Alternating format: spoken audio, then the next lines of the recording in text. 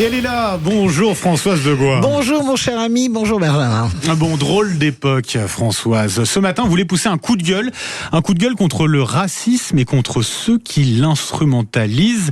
Ça pour vous, ça ne passe pas? Non, absolument pas. Voyez-vous Benjamin, j'en ai marre qu'on réinvente l'eau chaude depuis samedi, depuis le fameux rassemblement antiraciste à Saint-Denis autour du maire Bali Bagayoko.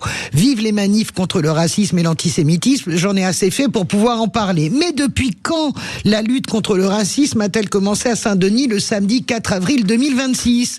Depuis quand, a fortiori, a-t-on élu, promu des racisés, pour reprendre cette mocheté de mots, les racisés, aux plus hautes fonctions de la République ? Bali Bagayoko est-il le premier maire noir élu et le premier à recevoir des torrents d'insultes ? Non, bien sûr que non.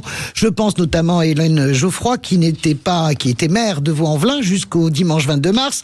Mais je peux aussi parler de Najat Vallaud-Belkacem, qui a essuyé des dizaines, des centaines de milliers d'insultes lorsqu'elle était ministre de l'Éducation nationale. Ne parlons même pas de Christiane Taubira, qui a porté le mariage pour tous. Elle était même agressée physiquement, Christiane Taubira. Mais si on veut être juste, Benjamin, il faut se souvenir aussi de Ramayad et d'une certaine Rachida Dati, première femme issue de la diversité nommée garde des Sceaux par Nicolas Sarkozy. Autrement dit, la lutte contre le racisme et la volonté institutionnelle, pas assez rapide bien sûr, ni pour vous ni pour moi, mais en tout cas cette volonté de promouvoir des Français d'origine étrangère ne date pas ni de Bali Bagayoko, encore moins de cette nouvelle France. Et ça pour vous en tout cas, oui, ça ne passe pas Françoise. Non, et j'en ai assez d'entendre cette expression débilitante de Nouvelle France qui voudrait que la Nouvelle France soit à Saint-Denis et que la vieille France rance et rabougrie, pour reprendre les mots de Jean-Luc Mélenchon, soit ailleurs.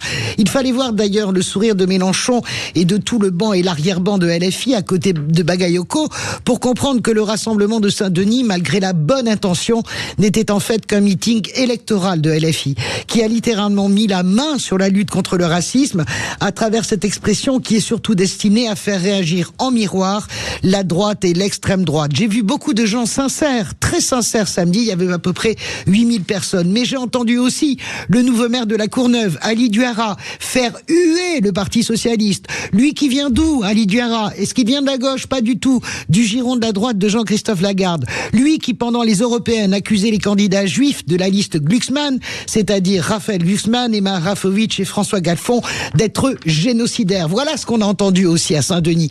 J'ai vu une instrumentalisation éprouvante d'un combat universel qui devrait tous nous rassembler, mais on ne peut pas quand ce combat est récupéré si grossièrement par la France insoumise. Jean-Luc Mélenchon qui est au cœur de tout. Oui, et la droite, comme la gauche d'ailleurs, commettent la même erreur, mettre le leader de LFI au cœur de tout, comme Bruno Retailleau ou Raphaël Glucksmann. Pour ou contre Mélenchon, ça ne peut pas être un programme présidentiel. D'abord parce qu'en faire le diable de la République, c'est le mettre au cœur comme on l'a fait pour Jean-Marie Le Pen. Ensuite parce que c'est véritablement le plus mauvais candidat à gauche pour accéder au second tour. Il serait battu à plate couture par le Rassemblement national. Mais à force de ne parler que de lui, on en oublie le reste de la gauche qui a bien du mal non seulement à se mettre d'accord, on peut plus des Isani, mais à produire autre chose que les sempiternels poncifs du progrès social et de l'universalisme. On n'entend que ça à longueur d'interview. Et la droite, c'est la sécurité et la fiscalité. Qu'est-ce que vous voulez que je vous dise? Est-ce que ça fait rêver les gens? Pas du tout. Tout le monde doit se dresser contre le racisme.